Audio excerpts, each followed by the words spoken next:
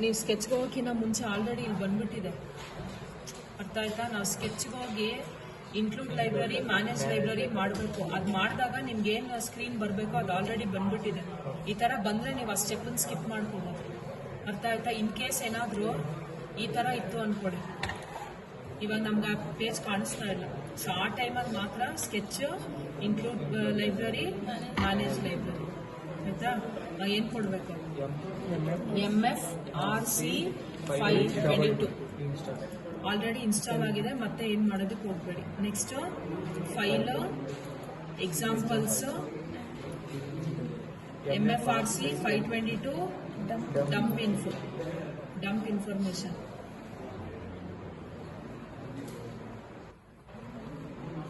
ಆಯ್ತಾ? So program ಅಲ್ಲಿ just ಇಲ್ಲಿ ನಾನು 9 ಅಂತ ಕೊಟ್ಟಿದ್ದೀನಿ, ಅರ್ಥ ಆಯ್ತಾ? ನೀವು ಇಲ್ಲಿ ಬೇಕಾದ್ರೂ ಚೇಂಜ್ ಮಾಡಿ, ಇಲ್ಲಿ ಚೇಂಜ್ ಮಾಡಲಿಲ್ಲ ಅಂದ್ರೆ ಅಟ್ಲೀಸ್ಟ್ ರೀಸೆಟ್ ಪೆನ್ನಲ್ಲಿ 9 ಬೇಕಾದ್ರೆ ಇಲ್ಲಾದ್ರೂ ಚೇಂಜ್ ಮಾಡ್ಕೊಳ್ಳಿ. ಎರಡಲ್ಲಿ ಒಂದು ಕಡೆ ಮಾಡ್ಕೊಳ್ಳಿ ಸಾಕು. ಎಷ್ಟು? 5 ಅಲ್ವಾ? ಸೊ ನೆಕ್ಸ್ಟ್ ಏನು ಮಾಡಬೇಕು? ವೆರಿಫಿಕೇಶನ್ ಕಂಪೈಲ್ ಮಾಡ್ತಾವೆ. Next upload. ನೋಡಿ ಈ ಥರ LED ಬ್ಲಿಂಕ್ ಆಗುತ್ತೆ, ಆಯಿತಾ?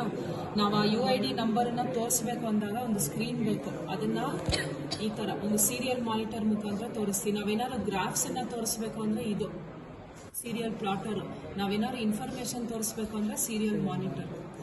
ಅದನ್ನು ಕ್ಲಿಕ್ ಮಾಡಿ. ಸೊ ಕ್ಲಿಕ್ ಮಾಡಿದ್ಮೇಲೆ RFID ಇಟ್ಬಿಟ್ಟು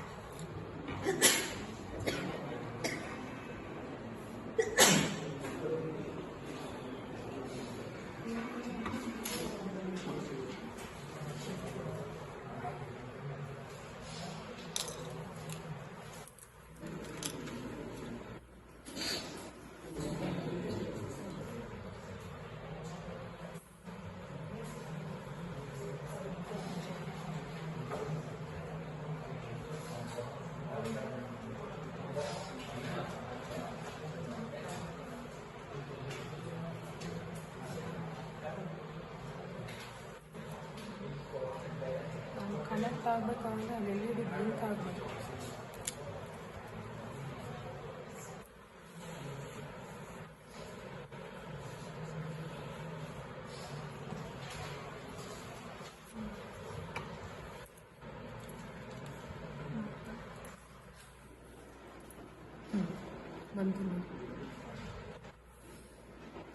ಬಂದಿದೆಯಾ LED?